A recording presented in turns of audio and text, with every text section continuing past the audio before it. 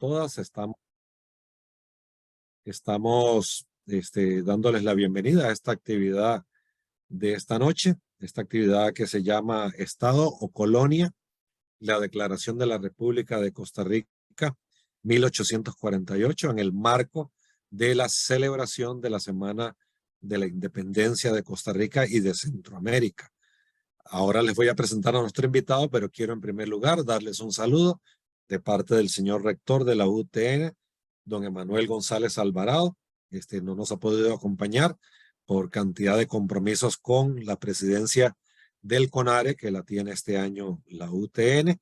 También reciban un saludo muy cordial de don José Matarrita Sánchez, vicerrector de docencia de la UTN, que apoya muy entusiastamente todas estas actividades de formación humanística. Y también un saludo de parte de nuestra vicerrectora de vida estudiantil, doña Noelia Madrigal, que es una persona también que ha apoyado decididamente este tipo de actividades formativas. Somos una universidad técnica, siempre lo decimos, con un corazón humanístico muy grande. Es parte del deber ser de la UTN que nuestros estudiantes, nuestras estudiantes, reciban una gran educación, una gran formación técnica profesional, pero acompañada también de ese valor agregado que son las humanidades. Pero bueno, sin más preámbulo, quiero presentarles a David Díaz. La verdad es que no debería presentarlo porque David nos ha acompañado ya en tantas actividades de la UTN, que ya es parte de la familia y se le conoce, pero de todos modos, como va a quedar grabado este video, les quiero decir que David Díaz es PhD en Historia por la Indiana University Bloomington de los Estados Unidos. Es profesor, catedrático y director del Centro de Investigaciones Históricas de América Central, que es parte de la Universidad de Costa Rica, nuestra universidad hermana.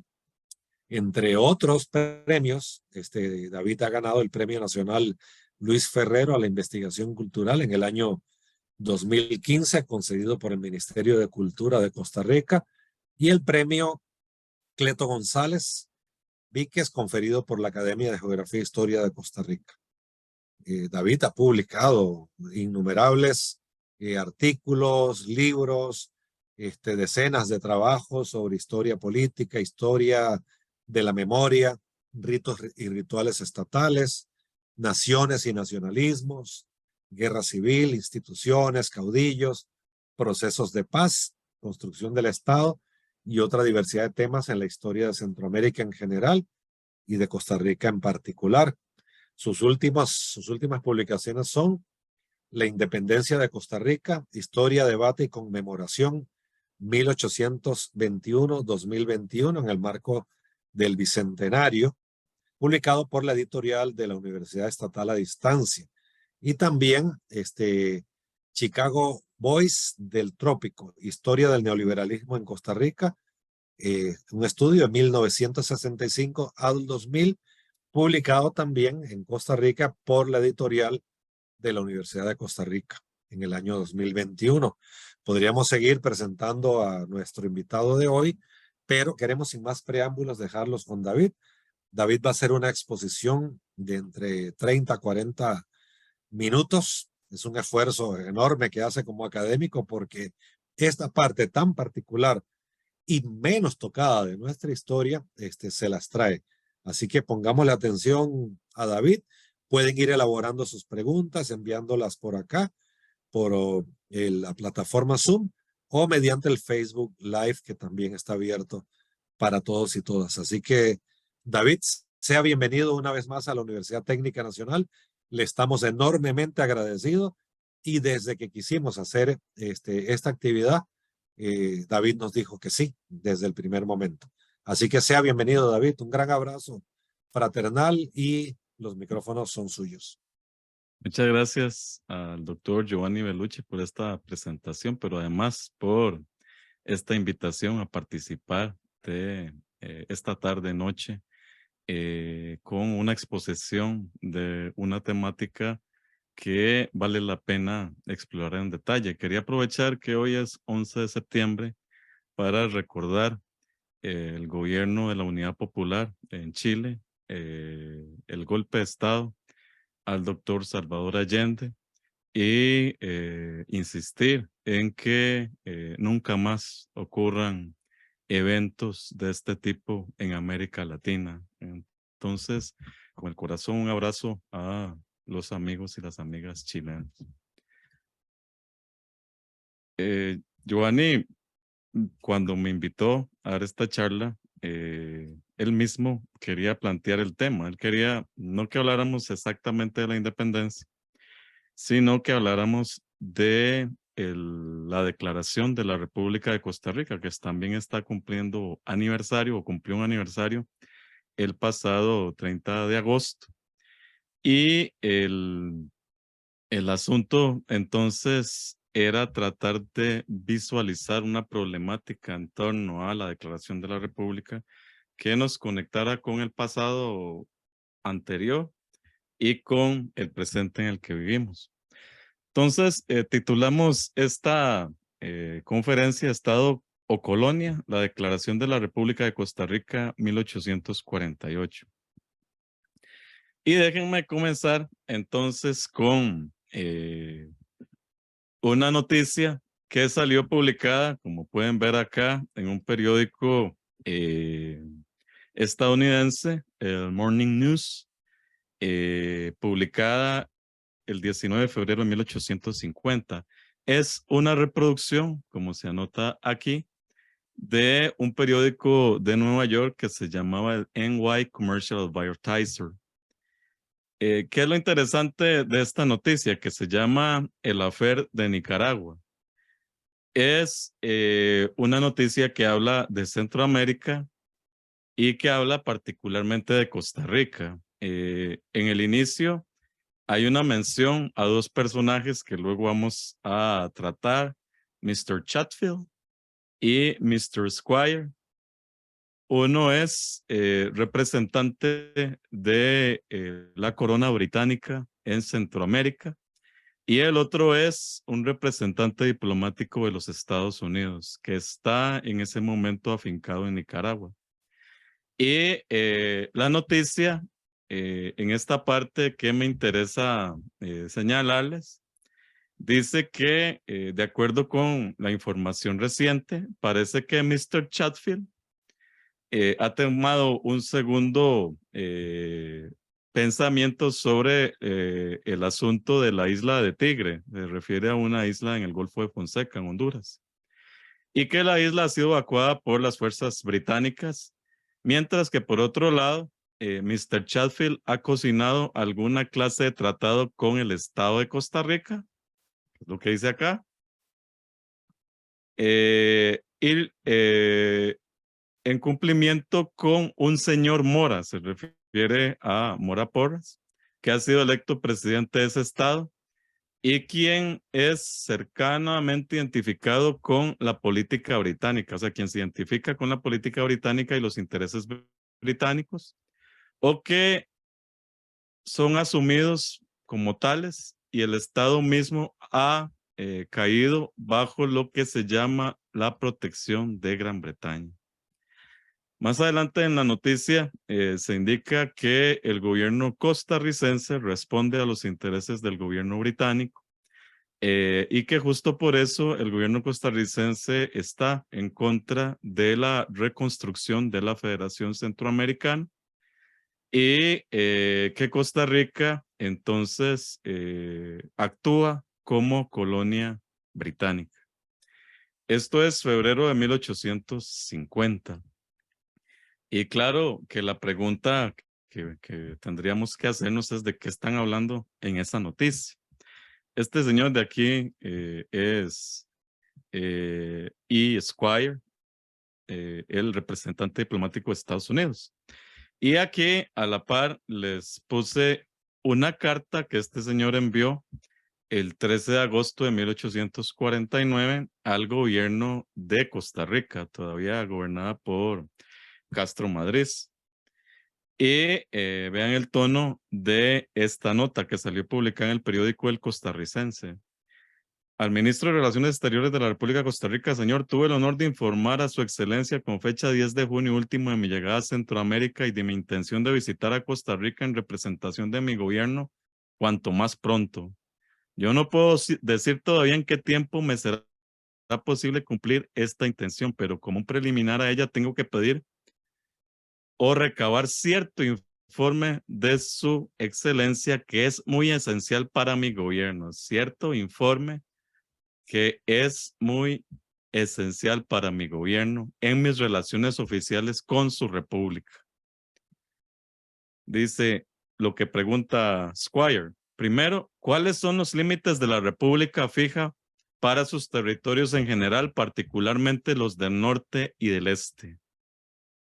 Y segundo, ¿está la República de Costa Rica bajo la protección expresa o inferida o es su intención presente de ponerse bajo la protección de alguna potencia europea? Bueno, Squire, en esta nota le está exigiendo al gobierno de Costa Rica, primero que diga hacia el norte, este, exactamente cuáles territorios son de Costa Rica. Claro que lo que está diciendo es hasta dónde Costa Rica piensa que ella llega. Porque uno de los intereses de Squire, que se encuentra en esos momentos en León de Nicaragua, es que Nicaragua recupere soberanía sobre el partido de Nicoya, que es una protesta que está haciendo Nicaragua desde 1847 en ese momento. Y la otra, entonces, está interesado en que Costa Rica le diga al gobierno de Estados Unidos si es cierto que Nicoya es parte de sus fronteras. Y lo otro es que quién les ha autorizado a tener o a buscar protección de una potencia europea, está refiriendo a Gran Bretaña. Es decir, ahora es el gobierno de Estados Unidos en esa nota el que parece comportarse como el que le exige al gobierno de Costa Rica explicaciones sobre su territorio y sobre sus decisiones diplomáticas.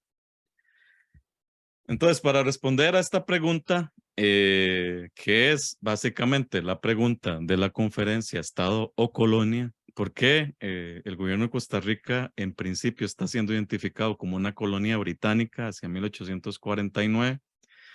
¿Y por qué el gobierno de Estados Unidos tiene tanto interés en que el gobierno de Costa Rica deponga su soberanía sobre el partido de Nicoya, que se anexó desde 1824? Claro que la anexión es otra historia que se puede discutir en el futuro. Bueno, la provincia, Costa Rica, en ese breve periodo entre 1821 y 1847, es decir, 48, cuando Costa Rica cumplió 27 años de existencia fuera de la colonia, Costa Rica había pasado por varias identificaciones, como todavía no país, pero varias identificaciones políticas. Pasó de ser una provincia, que era como se le reconocía hacia el momento de la independencia, a declarar en su primer estatuto político un triunvirato, al que llamaban diputación, pero en la historia política de Costa Rica de ese momento usualmente se le recuerda como un triunvirato, esto después de la guerra de la batalla de las lagunas de Ochomogo de abril de 1823, en que San José y Alajuela triunfan sobre las fuerzas militares de Cartago y la capital es trasladada a San José, algo que también ha conmemorado la municipalidad de San José en estos meses. Entonces, en ese momento se llama diputación, triunvirato. En su segundo estatuto político se forma una junta gubernativa formada por 5 individuos, esos son los que tienen decisión sobre Costa Rica. Y Costa Rica solo adquiere la categoría de Estado cuando se une a la Federación Centroamericana y se adscribe a la Constitución de la República Federal de Centroamérica, que es emitida a finales de 1824 y aceptada en 1825. A partir de allí, entonces, Costa Rica deja de ser una provincia, de la época colonial, deja de ser un triunvirato, una diputación, y pasa a convertirse en un estado y a ser reconocido en el entramado de la Federación Centroamericana como un estado. Otro cambio fundamental en perspectiva es que entre 1823 y 1848 se van a empezar a producir los primeros retazos de lo que es una institucionalidad estatal al estilo de la Ilustración. Es decir, hay que producir poderes estatales, hay que encontrar formas de selección de las personas que van a dirigir ese estado y hay que establecer una institucionalidad sobre el territorio para reclamar soberanía sobre él. Esto no es una línea de progreso, hay ires y venires. Tal vez recuerdan quienes nos ven el afer vinculado con la ley de la ambulancia, a partir de la cual, a principios de la década de 1830, un poco lavándose las manos, el jefe de Estado de Costa Rica dijo, bueno, yo dispongo que la capital rote por las provincias, por las capitales de cada provincia, empezando por Alajuela, y cada provincia la tendría 4 años. En ese sentido, al menos una vez se intentó trasladar la capital de San José a Alajuela, lo cual fue evitado finalmente por un golpe de Estado de Braulio Carrillo Colín. Y durante el periodo de Braulio Carrillo, que podríamos extender entre 1835 y 1842, cuando sufre un golpe de Estado por parte de Francisco Morazán, Braulio Carrillo se encarga de producir la legislación en la cual se va a construir la estructura real del Estado costarricense. Por eso, ya desde el siglo XIX, a Braulio Carrillo se le conocía como el arquitecto del Estado costarricense. En ese diseño que hace la ley, además, Braulio Carrillo abiertamente se enfrenta a las municipalidades que tenían muchísimo poder desde la Constitución de Cádiz y trata de suprimir el poder de las municipalidades. Hay que recordar que las municipalidades de Alajuela, Heredia y Cartago intentaron darle un golpe de Estado a Braulio Carrillo en 1835, en lo que se conoce como la Guerra de la Liga, y que después de la Guerra de la Liga va a haber otros intentos por deponer a Carrillo hasta que lo logran con Francisco Morazán.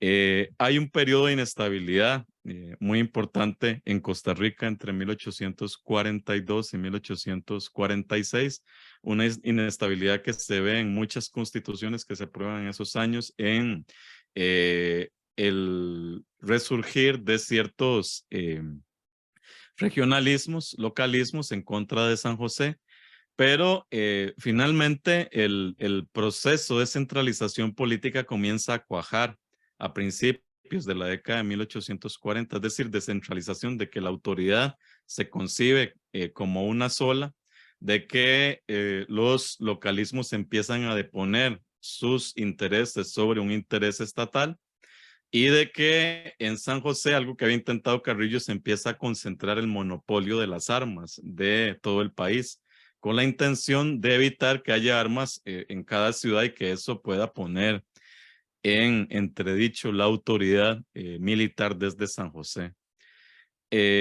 Parte de esta centralización política entonces responde también a un juego internacional, pensando en Centroamérica, pensando en el Caribe y pensando en las potencias que en ese momento están en choque, principalmente Estados Unidos, que es una nación joven, pero ya es una potencia en términos de su expansión.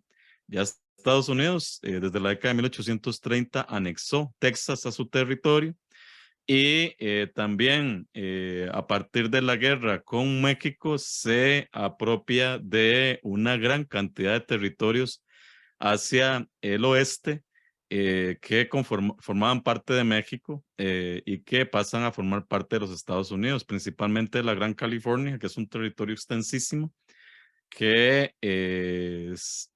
finalmente termina de darle una configuración al mapa de Estados Unidos parecido al que conocemos hoy.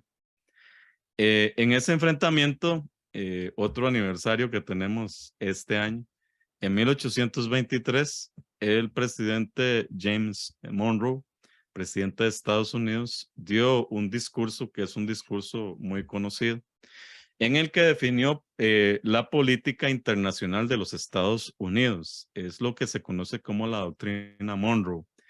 Es la primera doctrina por la que se va a mover los intereses internacionales de Estados Unidos. Luego va a existir varias doctrinas.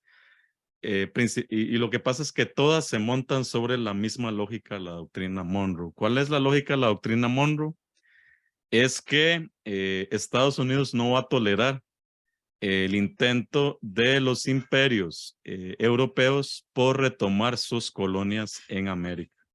Que Estados Unidos va a concebir cualquier intento del ejército español, del ejército francés, del ejército británico o del ejército ruso, cualquier intento de entrar en territorio de América, de todo el continente americano, en cualquier lugar en donde lleguen a desembarcar, Estados Unidos considerará que es un ataque directo a territorio estadounidense.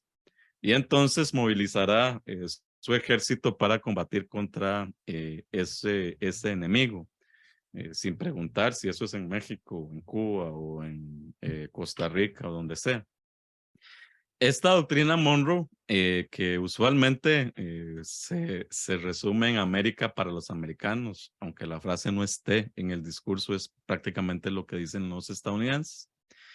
Esta doctrina va a legitimar la idea de que América es un gran patio trasero para Estados Unidos. Y eso se va a certificar con el llamado destino manifiesto, que es un tipo de visión sobre el destino de los Estados Unidos, un destino visualizado en términos celestiales, que presenta la idea de que Estados Unidos, como es superior en términos culturales, civilizatorios, raciales, sobre cualquier país del mundo, Estados Unidos tiene el derecho de extender su dominio sobre otros territorios para que esos territorios dejen el caos en el que viven y se integren a la democracia liberal estadounidense. Ese es el discurso. Por medio del cual se legitima la anexión de Texas y también la conquista del occidente de lo que hoy es Estados Unidos y que pertenecía a México, como decimos hace un rato, pero también la extensión de los Estados Unidos hacia el Caribe, hacia el Pacífico, etcétera. Entonces, cuando se produce la Declaración de la República en 1848, Costa Rica está en medio de los reclamos de Estados Unidos de que este territorio, le pertenece como si fuese dado por la mano de Dios. Y por otro lado, tiene el problema de que la Federación Centroamericana no ha funcionado. De hecho, desde 1838 empiezan a desmoronarse esa federación, a separarse países. El primero en separarse es Guatemala, luego Costa Rica, luego El Salvador, luego Honduras, luego Nicaragua. Y entonces esa federación ya no funciona para lo que se había creado, que era la idea de que entre más grande la unión, con más fuerza podrían repeler los ataques de elementos extranjeros que quisieran conquistar parte o la totalidad de Centroamérica. Entonces, Costa Rica tiene ese grave problema y una de las soluciones que se visualizan en el ambiente político es justamente dejar de llamarse Estado y pasar a considerarse como una república. Y a partir de este cambio de nomenclatura, pedir derechos internacionales, reconocimiento internacional como país, reconocimiento de la soberanía que tiene este país y también desarrollar tratados comerciales con otras naciones, porque eso estaba sujeto antes a la pertenencia de Costa Rica a la Federación Centroamericana. Entonces, este cambio fundamentalmente lo que trata de hacer es inscribir a Costa Rica en ese concierto internacional por estas circunstancias. Y eso está muy bien explicado en el artículo 2 de ese decreto 134, que es el que sustituye el título de Estado que hasta ahora lleva Costa Rica con el de República.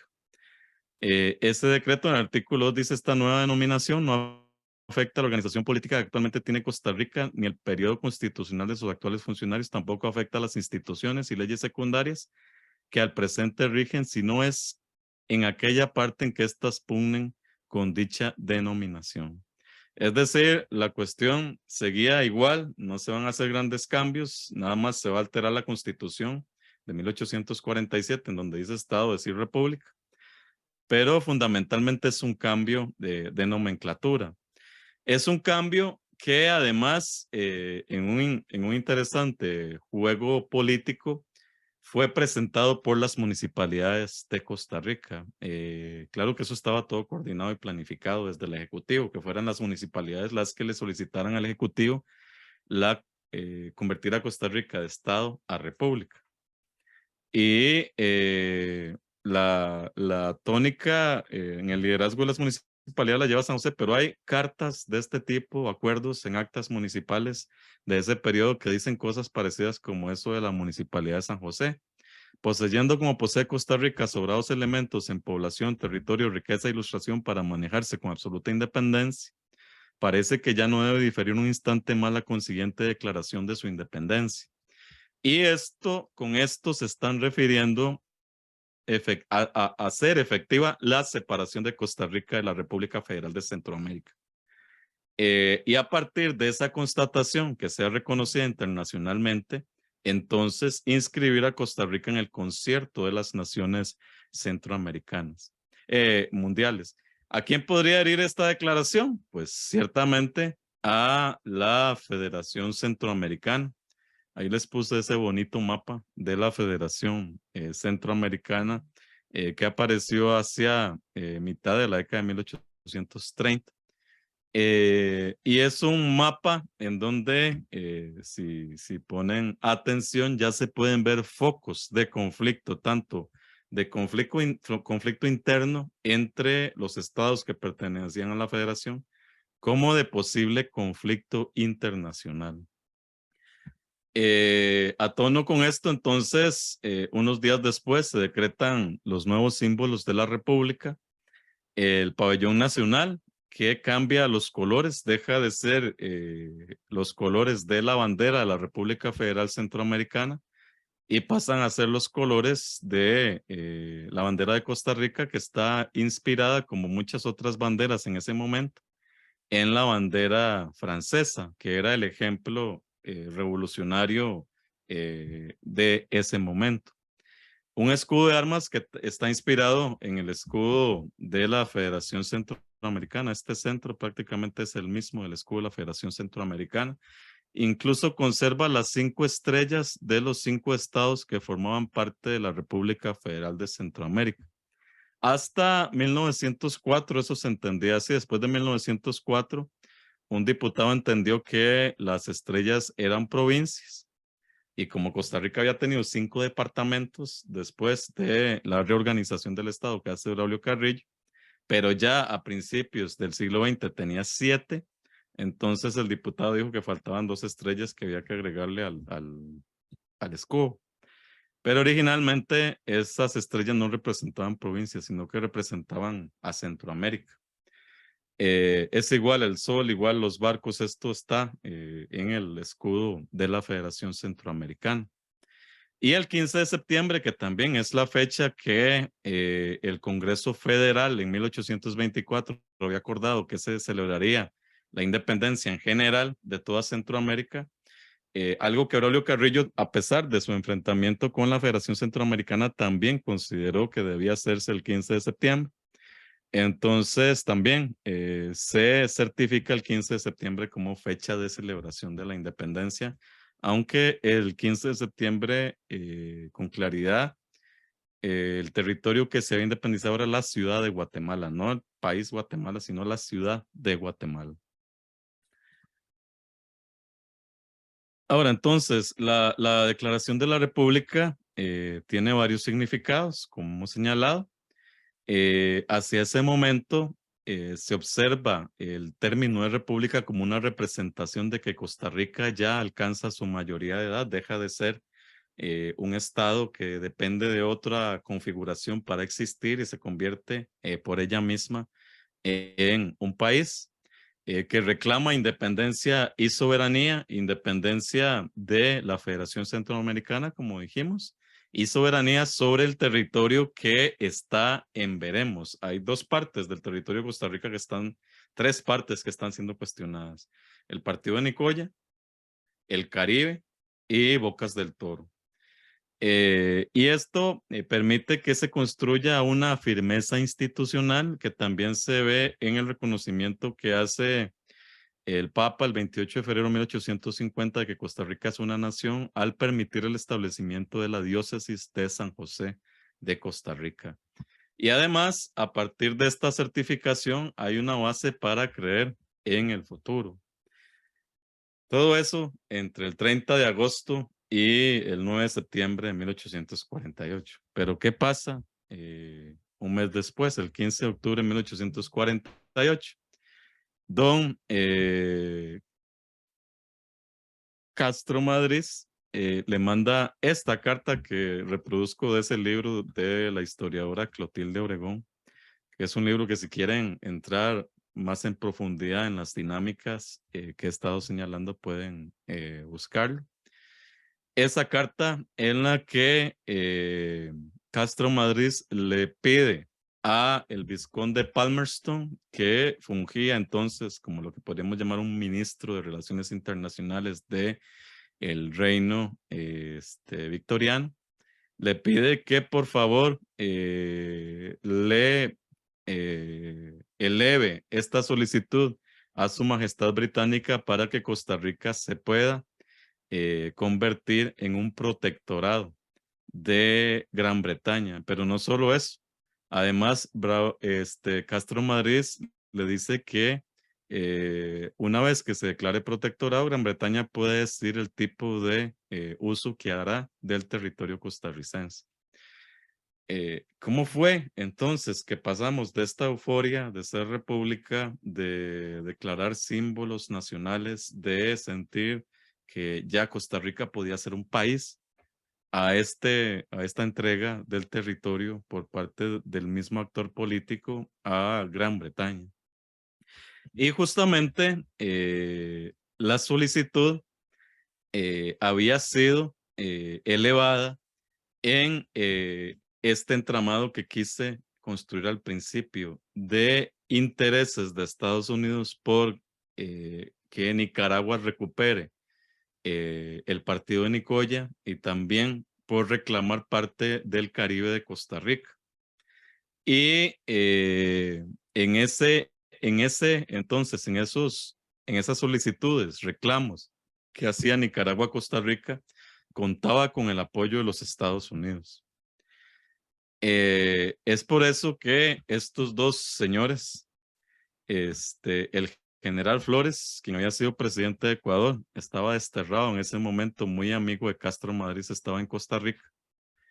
Y Frederick Chatfield, el ministro británico para el Caribe y Centroamérica, ellos se reúnen con Castro Madrid, le presentan el difícil panorama que tiene por delante. Ya Costa Rica no está bajo el alero de la Federación Centroamericana, se ha declarado república. Es un país muy, muy, muy pequeñito. Además, Nicaragua puede movilizar tropas hacia el norte de Costa Rica de manera fácil.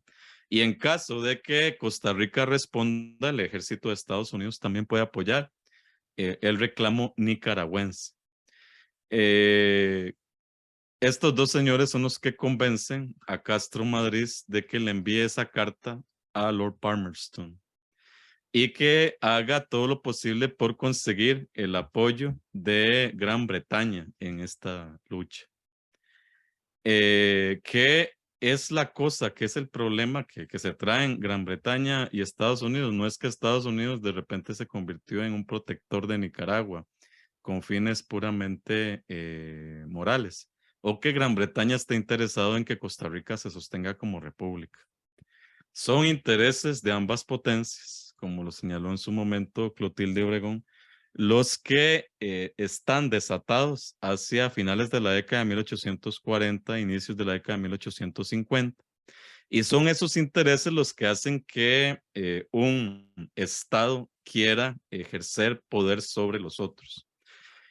Para Estados Unidos, Nicaragua es muy importante porque parte de la ruta que se había consolidado en el intento por trasladarse desde el este, lo que se llamaba Nueva Inglaterra, de Estados Unidos, hacia esta otra zona que ha conquistado, arrebatándosela a México hacia California, en donde hay un boom de oro, de minas de oro desde finales de la década de 1830.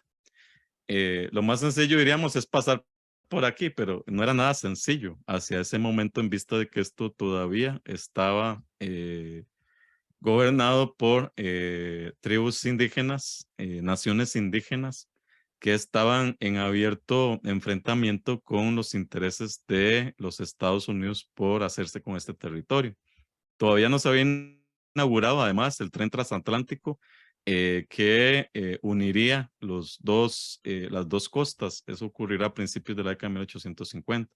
Entonces, lo más sencillo para quienes querían ir a California era tomar un barco o en Nueva York o en Nueva Orleans y seguir la ruta hasta Greytown, en Nicaragua, entrar por el río San Juan y luego pasar por tierra y volverse a embarcar para llegar a California. Y la otra ruta era a través de Panamá.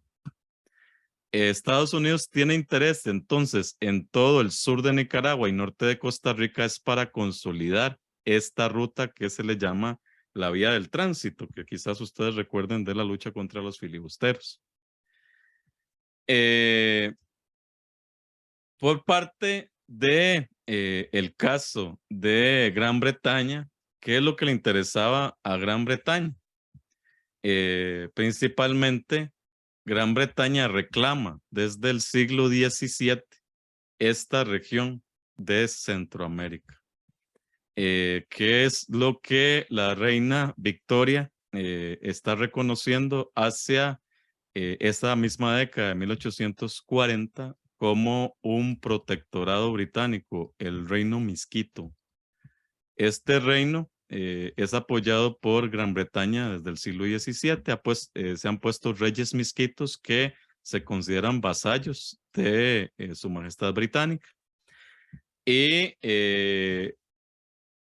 gracias a estas acciones, durante el siglo XVIII hubo mucho pillaje de piratas británicos por esta región del Caribe, porque tenían puertos seguros donde arribar en la Mosquitia. Y además, los ambos mosquitos asolaban toda esta región del Caribe, asolaban esos lugares, llegaban y sacaban a las mujeres, a los niños, y los vendían luego en ferias esclavistas a ingleses. Entonces, Gran Bretaña, el interés que tiene es que esta región toda se separe de Centroamérica y se convierta en un reino inglés en Centroamérica. Ese es el interés que tiene, no tiene interés en proteger a Costa Rica ni más. Entonces, esta solicitud de Costa Rica de protectorado básicamente lo que lleva es la trampa de que este reconocimiento eventualmente se produzca. El problema para Costa Rica y para Nicaragua, que son tratadas en ese momento en los periódicos de Estados Unidos como posesiones, una de Estados Unidos y otra posesión de Gran Bretaña, es que el 19 de abril de 1850 los ingleses y los estadounidenses llegan a un acuerdo en lo que es el Tratado Clayton-Bulwer. Es un acuerdo en el que los dos imperios dicen que ellos van a fortificar sus derechos sobre esas regiones que consideran como parte de su soberanía.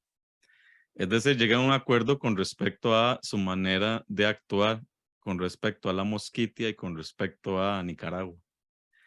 Y de esa manera, en este acuerdo, pasan por encima de cualquier soberanía de cualquier estado que esté envuelto en este tratado Clayton-Bauer.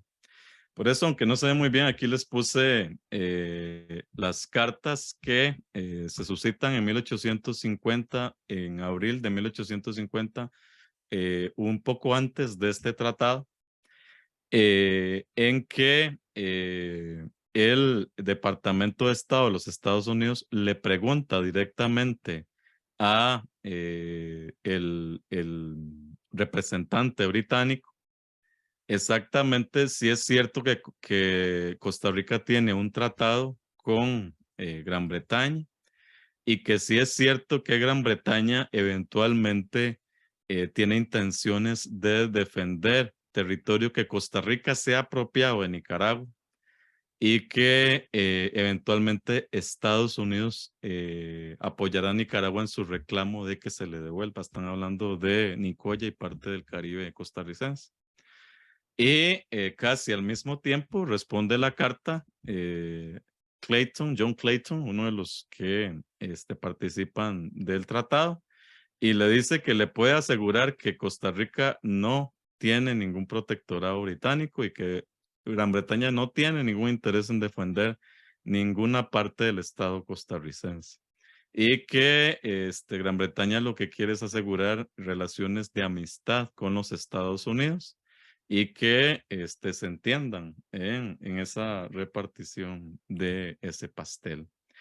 En concreto, entonces, hacia principios de la década de 1850, a pesar de que Costa Rica se ha declarado como república, a pesar de que hay un avance en la institucionalidad del Estado y eso se va a fortificar más durante los 10 años de Juan Rafael Mora Porras, cuando el Ejecutivo realmente se convierta en el principal poder dentro de la estructura republicana costarricense, que San José monopolice realmente el uso de las armas y que el ejército se convierta en un ejército profesional entrenado por militares prusianos, que eran los que tenían mejor fama en ese momento.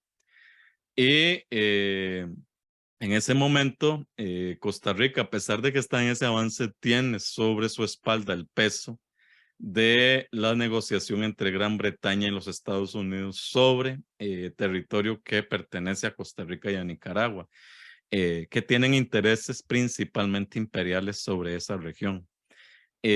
Como se sabe después, Estados Unidos hará a Nicaragua firmar un tratado en el que Nicaragua se compromete a no negociar derechos de un canal interoceánico en su territorio con ningún otro país más que con Estados Unidos. Y una vez que Estados Unidos se asegura de eso, entonces empieza su intento por crear un canal no en el río San Juan, sino en Panamá.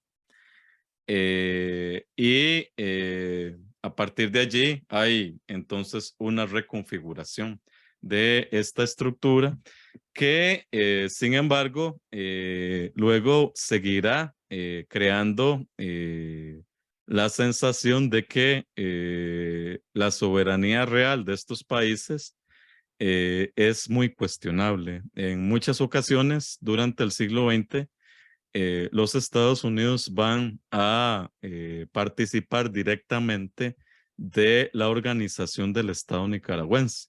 Primero con la invasión de Marines a mitad de la década de 1910, cuando Wall Street considera que sus intereses están amenazados y los Estados Unidos mandan a los Marines para que pongan presidente en Nicaragua. Y al dejar Nicaragua, gracias a la valerosa acción de Sandino, los Marines dejan su legado, que es la Guardia Nacional Nicaragüense, al mando de Anastasio Somoza García. En el caso de Costa Rica y Nicaragua, nuevamente en la década de 1980, Estados Unidos intenta imponer su soberanía sobre el norte de Costa Rica al presionar al gobierno de Luis Alberto Monge y de Óscar Arias para que esa región del norte sirviera como espacio de avituallamiento y de inteligencia y apoyo a las labores de la en contra de la revolución sandinista. Un último dato que deja ver que seguimos en un mundo de imperios es que Costa Rica, hace unas semanas, el presidente de Costa Rica visitó los Estados Unidos y a partir de esa visita prácticamente le quedó muy claro al presidente de Costa Rica que los Estados Unidos tienen intereses en repeler los avances comerciales de China sobre América Latina y que parte de esos intereses estaban en juego con respecto a la influencia que tiene la compañía china de telecomunicaciones Huawei sobre estos países. Entonces, al regreso, pues ha quedado claro que Costa Rica no contemplará en la competencia por las líneas 5G a esta compañía china. En ese sentido, la pregunta sigue siendo válida. ¿Somos una nación soberana o fungimos principalmente, a pesar de ser una república, a pesar de haber cumplido 200 años de independencia, seguimos siendo una nación tremendamente influenciada por la soberanía del imperio estadounidense? Muchas gracias por su atención. Muchas gracias, David.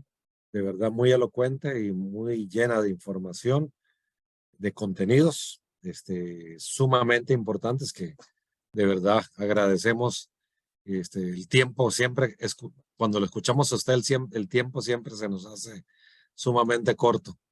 Y muy interesante cómo usted nos trae desde esa historia al presente para ayudarnos a comprender la Costa Rica de hoy y sus relaciones internacionales y demás influencias. Mucho de lo que está pasando hoy nos lo explicamos a partir de la historia. Bueno, queremos abrir esto para compañeros, compañeras que tengan alguna pregunta, ya sea por el Facebook, ya sea por este lado de acá del Zoom. No sé si hay alguna pregunta.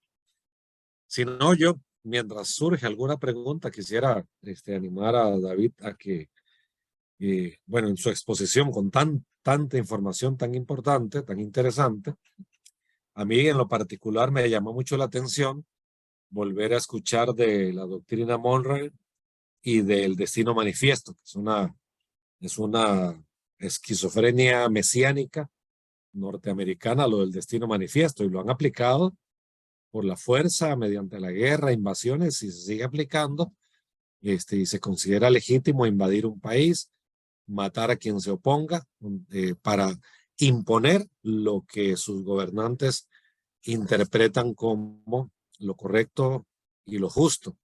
Yo quisiera, bueno, me recordó también, David, con esa parte de la historia, me recordó que en la posguerra de la Segunda Guerra Mundial, Estados Unidos promueve la creación de lo que se conoció como el Tratado Interamericano de Asistencia Recíproca, el TIAR. Ubicándonos, estábamos en la posguerra de la más importante conflagración de los seres humanos sobre este planeta, después de las cruzadas probablemente, y la Primera Guerra Mundial.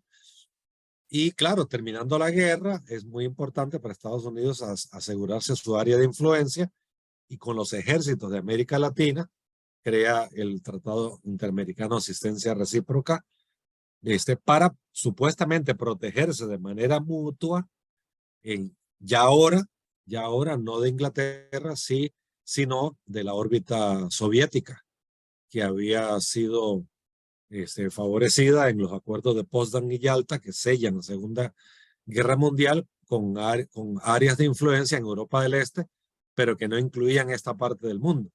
Entonces, vean que ahí está operando la doctrina Monroe, está operando el destino manifiesto, se crea este tratado, pero la historia es tan interesante y a veces tan llena de sobresaltos, que la invasión que se da en esta parte del mundo, en este continente, que obligaba a poner en acción el TIAR, el tratado, fue la invasión de Inglaterra a las Malvinas, siendo Argentina parte del tratado.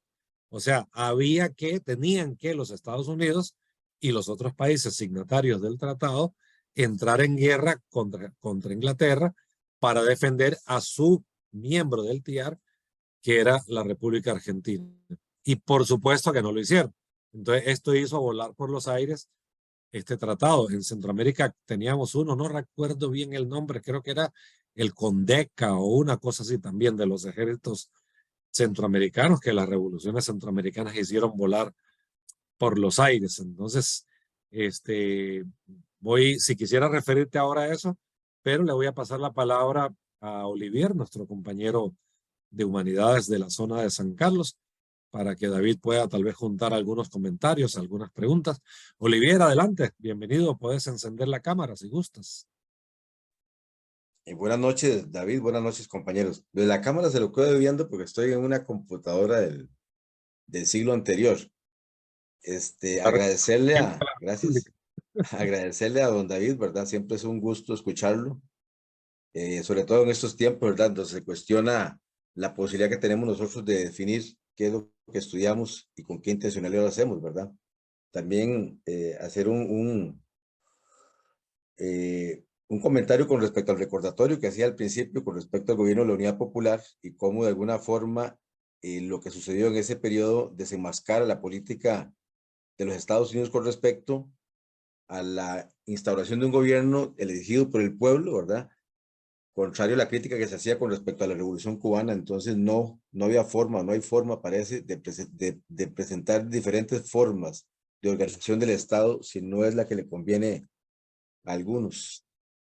Y con respecto a este tema, interesantísimo, ¿verdad? Es un tema del cual se conoce muy poco. Hoy precisamente hablando con mis compañeros docentes o estas semanas que estamos en asesoramiento del Ministerio de Educación Pública, les hablaba de la importancia de tener bien clara la diferencia entre lo que es la historia vista como un espacio de reflexión y la parte cívica, que usualmente es la que se conoce más en los centros educativos.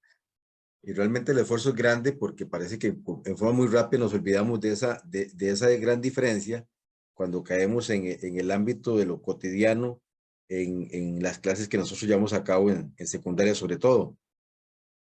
Hay muchos aspectos que se pueden comentar o los cuales se pueden desprender diferentes reflexiones, pero me gustaría, espero no estarlo trayendo este tiempo, cosas de hace 200 años, pero cuando usted nos habla, por ejemplo, al final, cuando cierra diciendo de esta visita de don Rodrigo Chávez a Estados Unidos y cómo inmediatamente él hace alusión a la importancia de respetar el convenio de Budapest, donde está clarísima la posición que tiene con respecto a la política estadounidense con respecto a China, yo me pregunto cuál es entonces el papel de países como el nuestro cuando tenemos clara o me parece a mí que tenemos clara, que la posición de China es la misma, nada más que en otro hemisferio o con otra intencionalidad, o no sé cómo mencionarlo, ¿verdad?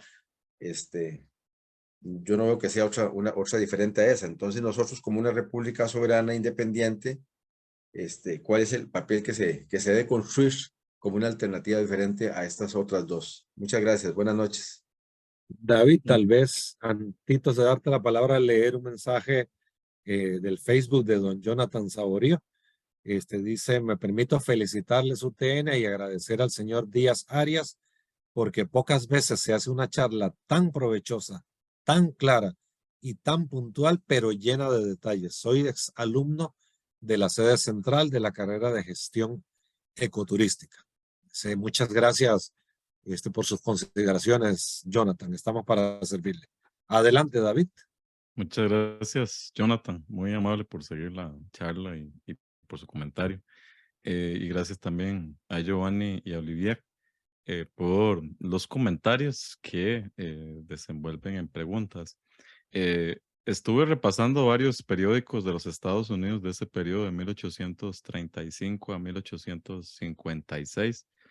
De hecho, hay una tesis también que comenzó en la Estrella de Panamá en 1859 de que el golpe de Estado a Juan Rafael Mora había sido producto de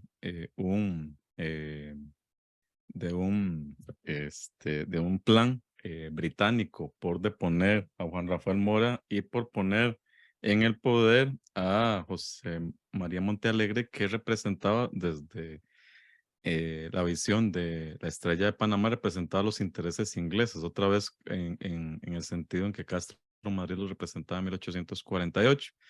Y que a partir de allí lo que querían los ingleses era que hubiera un reconocimiento expreso de la Mosquitia nuevamente. Bueno, en otra ocasión se puede discutir sobre eso, pero estuve revisando esos diarios y es impresionante, por un lado, lo, lo explícitos que son con respecto al poder imperial estadounidense. Es decir, no se andan con medias tintas. Allí importaba o no importaba nada eso de crear excusas o proponer argumentos un poco elaborados para disfrazar cosas. Ellos tenían muy claro, esos periodistas tenían muy claro que los Estados Unidos debía extenderse como nación, justo por la idea racista del destino manifiesto, que consideraba que las naciones latinoamericanas eran naciones sin voluntad política, en las que el caos era lo que reinaba y que no tendrían posibilidad de organizar estados por ellas mismas, que dependían de que un país como Estados Unidos les tendiese la mano y las pusiera en cintura. Entonces hay muchas caricaturas de ese periodo de el tío Sam dándole con un chilillo a niños que representan a los países de Centroamérica y el Caribe. Y se supone que educándolos a partir del castigo. El, estos periódicos entonces tienen muy claro eso, que Estados Unidos tiene que establecer una órbita de dominio territorial y geopolítico y que eso involucra todo Centroamérica, el Caribe y también el Pacífico. Y además, no ocultan la forma en que lo dicen. Hay varios momentos en que en este diferendo entre Costa Rica y Nicaragua, dicen, pero bueno, ¿qué está haciendo nuestro gobierno? Debería imponer la doctrina Monroe, tal y como se planteó en 1823, es decir, se visualiza la doctrina Monroe como si fuese ya una ley establecida para Centroamérica, es decir, que los Estados Unidos pueden decidir sobre la doctrina Monroe qué va a pasar en estos territorios.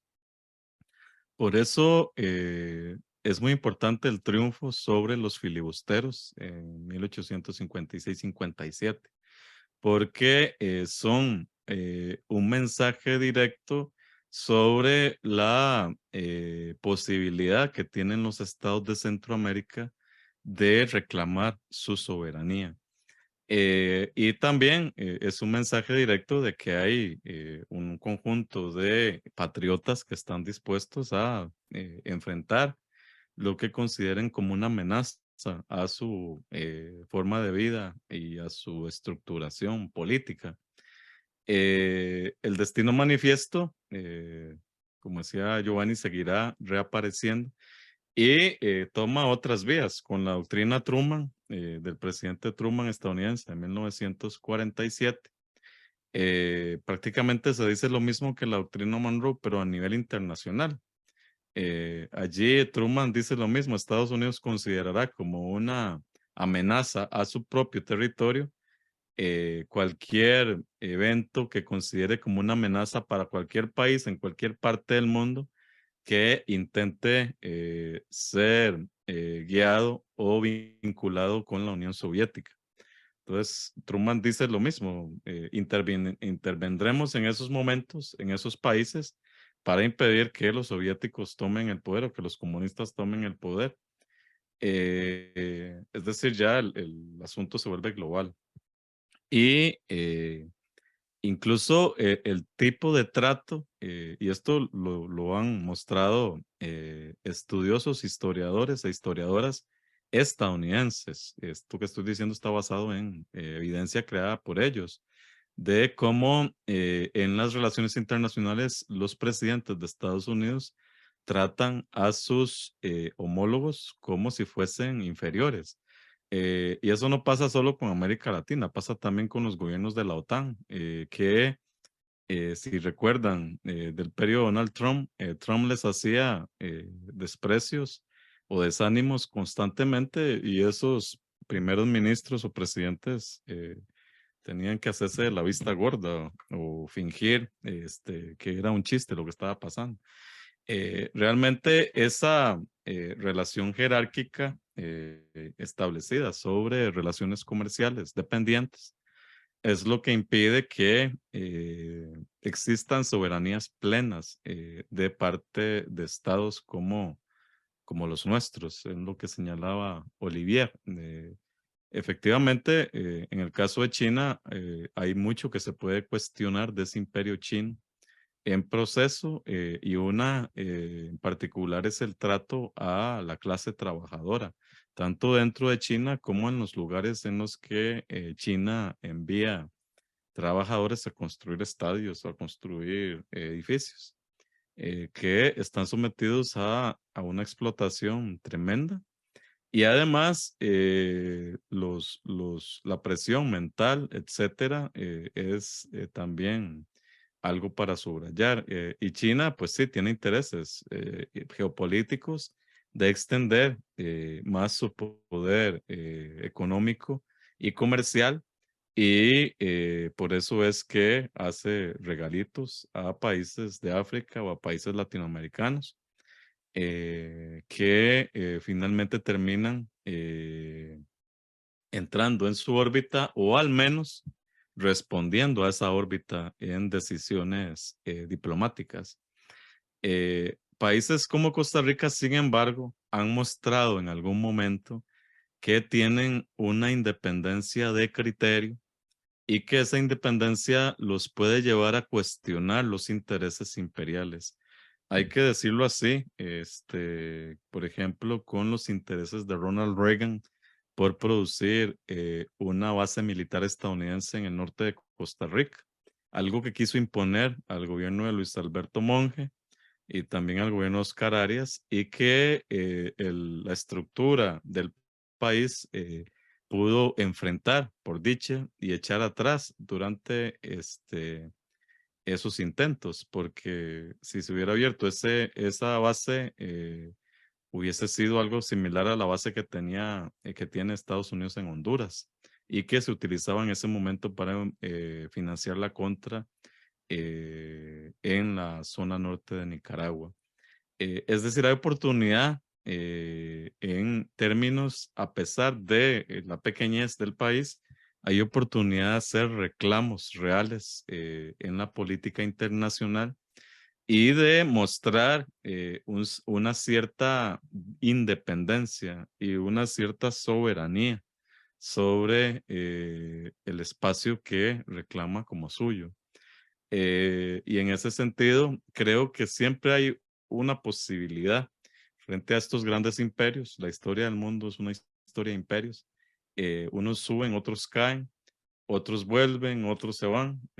Estamos en el mismo momento entre un imperio chino que asciende y un imperio estadounidense que tambalea y que en ese tambaleo da coletazos para evitar que se consuma.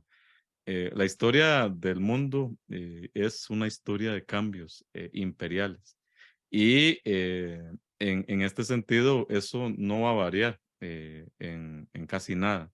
Lo que sí puede hacer la diferencia, y allí con esto puedo responder la pregunta esa de cuál es la diferencia real entre Estado y República. Lo que sí puede hacer la diferencia es que en el concierto de naciones internacionales, una república como Costa Rica, que puede dar criterios sobre intereses de conservación ambiental, que puede dar criterios sobre renuncia al ejército como forma de coerción interna de las relaciones sociales, y que puede dar ejemplo de haber participado en momentos determinantes llevando la causa justa a nivel internacional, puede torcer brazos o enfrentar decisiones a pesar de que sean las de las mismas naciones imperiales.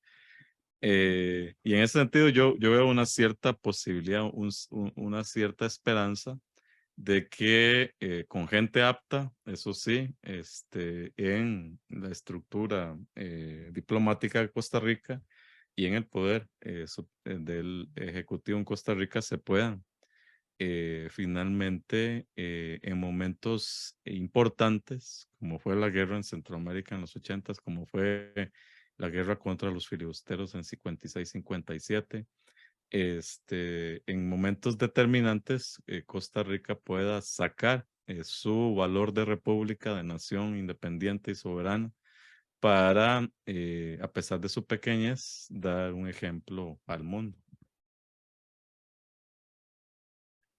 David, tal vez una última ronda, si hubiera alguna otra pregunta. Muy interesante, nuevamente reitero cómo desde la historia nos ayudas a comprender el presente. Hay dos elementos que has mencionado que me parecen, entre otros muchos, muy importantes de resaltar.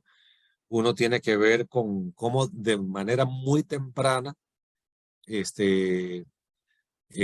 los mandatarios de la naciente república y del naciente Estado costarricense en el siglo XIX se plantearon como un elemento constitutivo la necesidad de la separación de poderes, que esto en nuestra historia nos ha acompañado a lo largo de la historia, con que a veces sí y a veces no, a veces un poquito más, a veces un poquito menos, pero allí está, o sea, la historia es dinámica, la historia es cambiante, no es estática, pero si uno se pone a observar momentos o hitos de la historia costarricense, cómo se tuerce la separación de poderes a veces de acuerdo a algunos intereses, etcétera, ¿no?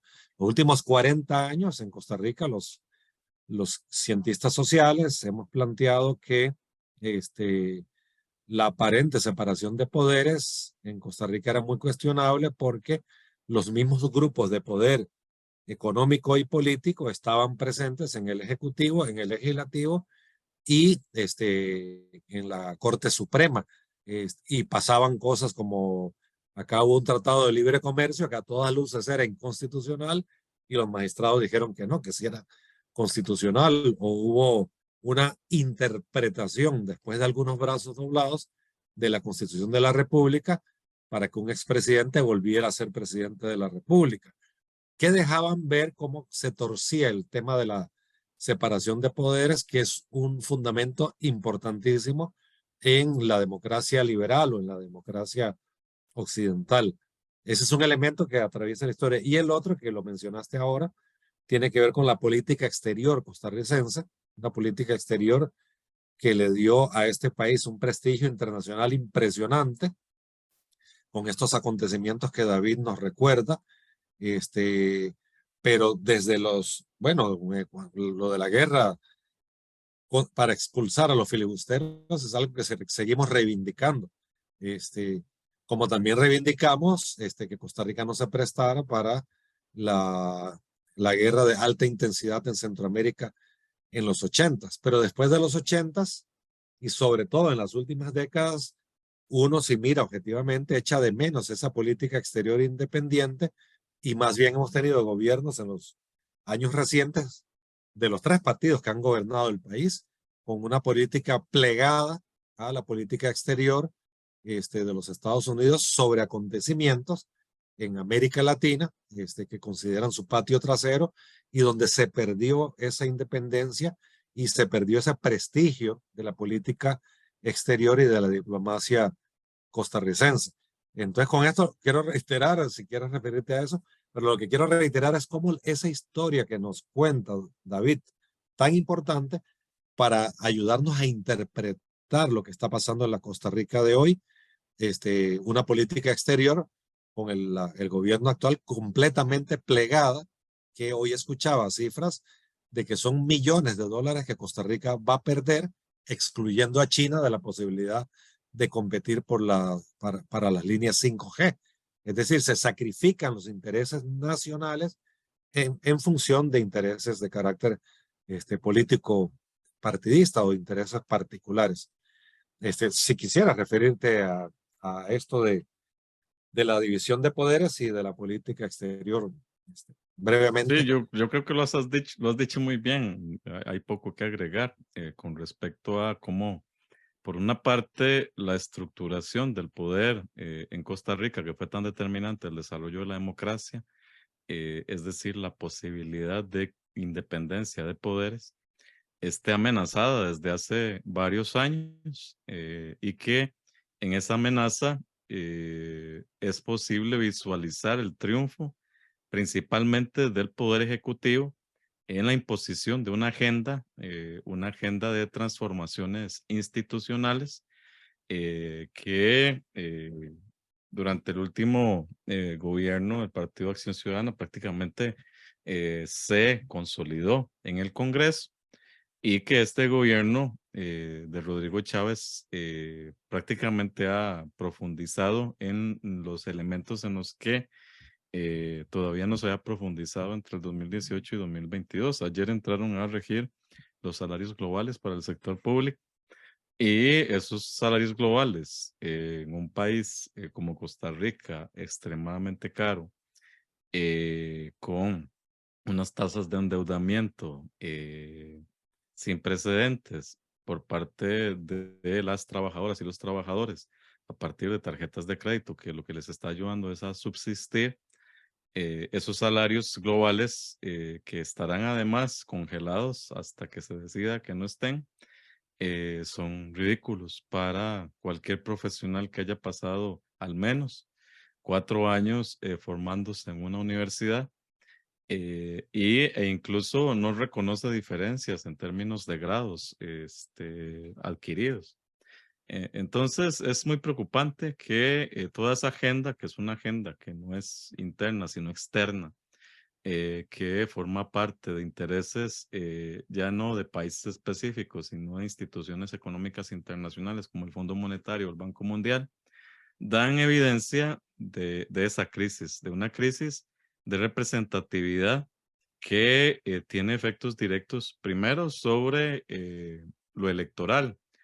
Desde hace varias elecciones presidenciales se nota el avance de las personas que deciden votar nulo o simplemente no votar, que es el mayor partido que tiene mayor partido político que tiene Costa Rica, es el de los que no votan, que alcanza 40% en las elecciones.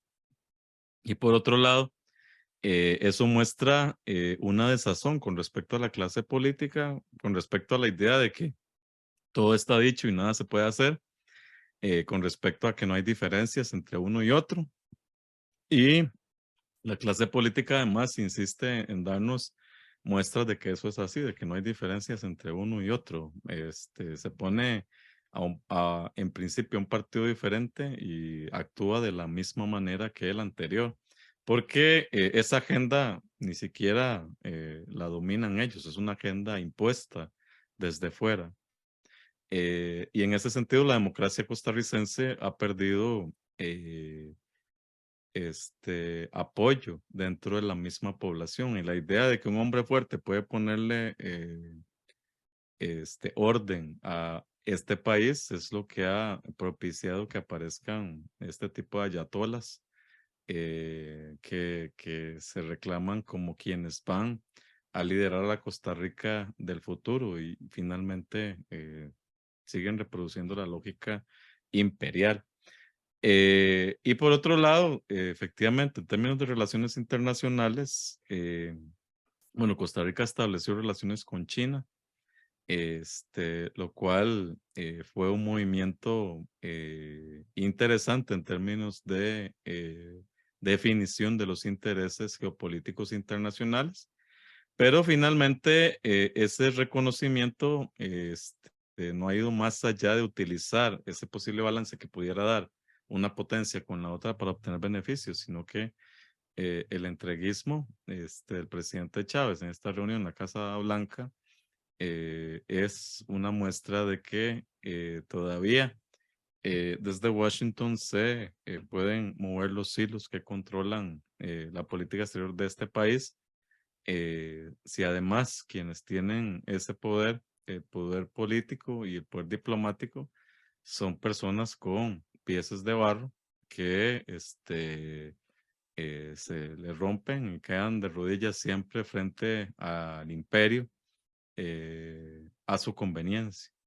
Y en ese sentido, pues sí, desde hace mucho no tenemos líderes políticos que sepan doblar el brazo de los intereses internacionales cuando es necesario doblarlo para los intereses nacionales. Entonces, mucha de la crisis que tenemos como país, crisis de democracia, crisis de representatividad, crisis de identidad política, crisis de identidad nacional y desestructuración de la institucionalidad pública en beneficio de algo que no sabemos todavía qué es, porque ni siquiera es fortificación de institucionalidad privada importante. Solo nos dejan que el futuro puede ser tremendamente negativo si nos echa para atrás en muchos de esos elementos. Una Costa Rica con las cifras de homicidio, la tasa de homicidio más grande de su historia y siguen contando los muertos cada día. No sé a cuántos llegaremos de aquí a diciembre. Una Costa Rica dividida, unos con muchísimo, encerrados en espacios, en ciudades, verdaderas ciudades, mercado, en las que viven y no tienen contacto con la mayoría de la población, y una gran cantidad de la población que subsiste el día a día, a la que le han enseñado a decir que la culpa de todo la tiene el empleado público, que la culpa de todo la tienen los pensionados, que llaman de lujo, que esos son los que tienen la culpa de que el país sea un país desigual o que el país no se pueda vivir con un salario digno al mes. Los han convencido de eso. Y estos ayatolas, al convencerlos de eso, siguen profundizando las políticas que sí son las que están produciendo mayor desigualdad y están comprometiendo, si no es que ya está comprometido el futuro de esta nación. Y si finalmente Costa Rica terminará siendo otro estado fallido en beneficio de los intereses multinacionales. David, podríamos seguir conversando mucho más tiempo, con tu conocimiento y la manera que tienes tan elocuente de compartirlo. Quiero reiterarle las gracias de parte de nuestro señor rector, don Emanuel González Alvarado, del señor vicerrector de docencia, nuestro compañero y colega José Matarrita Sánchez, y de nuestra vicerrectora de vida estudiantil, la señora profesora Noelia Madrigal, y de parte del programa institucional de formación humanística, que junto con los colegas y compañeros y compañeras de la Vicerrectoría de Vida Estudiantil, te hemos convocado para conversar esta tarde-noche. No tenemos forma de agradecerte, porque de verdad es una clase magistral lo que hemos escuchado con vos, con usted, lo que hemos escuchado, y se va a seguir escuchando porque lo vamos a tener en las redes sociales de la Universidad Técnica Nacional. Si alguien más tiene alguna otra cosa, si no, vamos a declarar cerrada la actividad.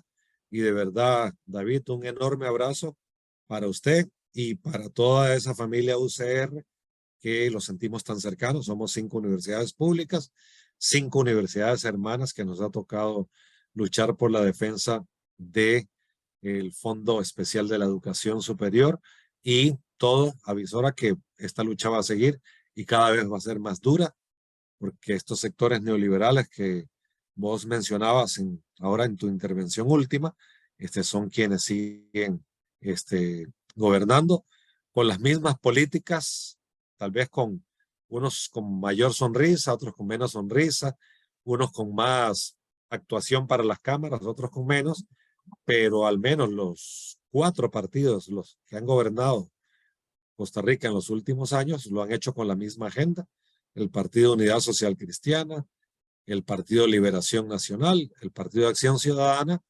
y este de ahora, que no se sabe cuál de todos los rejuntados es el partido que gobierna, pero que se pueden identificar claramente. Entonces la tarea es dura. Nosotros como universidad y desde el CONARE nos hemos integrado a la Mesa Nacional de Diálogo para la defensa de la institucionalidad del Estado Social de Derecho. Ya se está convocando para el mes de octubre a una gran manifestación, fecha 25 de octubre, si mal no recuerdo, pero ahí lo estaremos anunciando y publicitando, porque lo que sí es cierto es que lo que ha hecho grande a esta Costa Rica, instituciones como la Caja de Seguro Social o como nuestra educación pública, están en peligro. Y si queremos seguir siendo grandes y que esos niños y niñas que muchos hoy no desayunaron, sigan teniendo el derecho a su vasito de leche, a su comedor escolar, a su escuelita, a su colegio, a la educación técnica, y que tengan el derecho de ir a una universidad, porque ningún costarricense puede tener ese derecho y negárselo a otros, significa que nos tocó como generación defender esa herencia tan hermosa que nos legaron las generaciones anteriores. Así que dicho esto, un gran abrazo, David. Un abrazo de vuelta, Giovanni, y muchas gracias nuevamente a la UTN por la invitación. Siempre es un gusto compartir con vos y con las y los colegas de la Universidad Técnica Nacional y con sus estudiantes. Siempre es un gusto y siempre será un gusto participar de estos eventos. Muchísimas gracias, David. Entonces vamos a cerrar la actividad. El compañero Joffre, queremos agradecerle que quien detrás de las cámaras ha estado apoyándonos con la labor técnica.